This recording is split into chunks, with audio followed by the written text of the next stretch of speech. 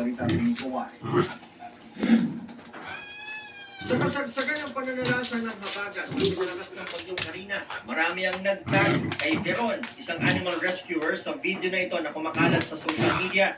Makikita ang ilang aso na tila hindi alam ang gagawin matapos maabutan ng baha. May tabi-tabing pusa rin na hindi na gumagalaw at nakababad na sa tubig. City pound daw ito ng San Juan. Sa tulong ng isa pang animal rescue group, nakapunta sila sa lugar. Umiiyak kami habang nagre-rescue kami. Iyak kami ng iyak, ang daming patay na magsalita. Merong pupustado na kahit tulunod na siya. Pero magbibigay mo sa niya, medical ba siya, magbibigay mo ng message sa ikagat. Mag-try kami ng receiver sa kanila. 8 pusa ang naabuti na wala ng buhay. 8 pusa ang kanilang nailigtas.